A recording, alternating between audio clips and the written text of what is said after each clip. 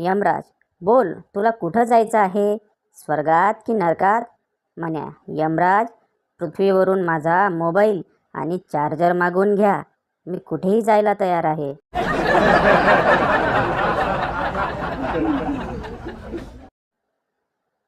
बंडूचा चेहरा पडलेला पाहून खंडू विचारतो, मित्रा, एवढा उदास का आहेस?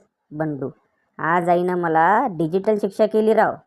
माझ्या मोबाईलचा चार्जर स्वतःकडे घेऊन ठेवलाय.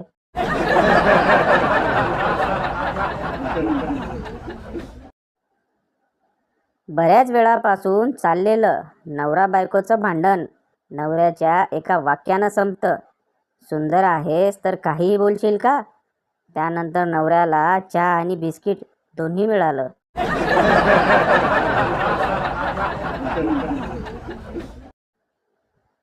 आज एका मैत्रिणीकडं जेवायला आमंत्रण होतं म्हणून गेलो. जेवण अर्थातच घरी मैत्रिणीनं बनवलं होतं.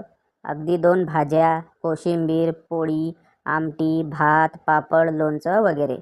जेवण झाल्यावर तिनं एक बाऊल आमरस दिला.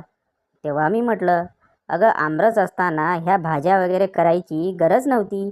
आमच्याकडे आमरस असला की फक्त आमरस पोळीच असते.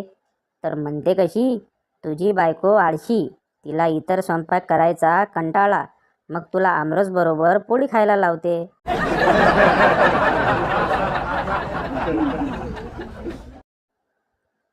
बायको, अहो, ऐकलत का? नवरा, काय ग? बायको, मला 2500 रुपयाची गरज आहे, द्या ना उसने. तुमचा पगार झाला की परत देते.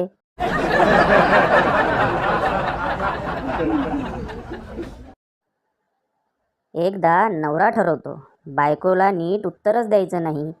बायको, जेवलात का? नवरा तिची नक्कल करत, जेवलात का? बायको, माझी नक्कल करू नका. नवरा, माझी नक्कल करू नकोस. बायको, चला शॉपिंगला जाऊ. नवरा, हो, जेवलो मी.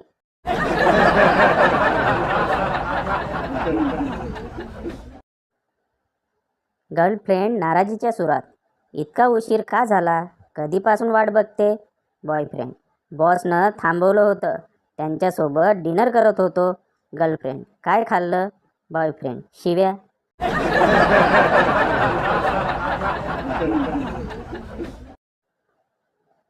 5 मिनिटाच्या दीर्घ किसनंतर ती दमली. तिने त्याला पाणी मागितले. त्याने बिस्लेरी दिली. तिने विचारले, उष्टे तर नाही ना? आज चतुर्थी आहे.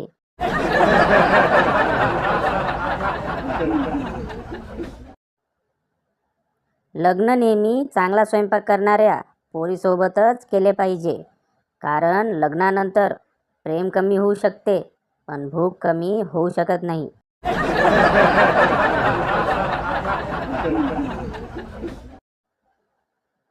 कमाल आहे ना ह्या नवरा बायकोच्या जोडीची.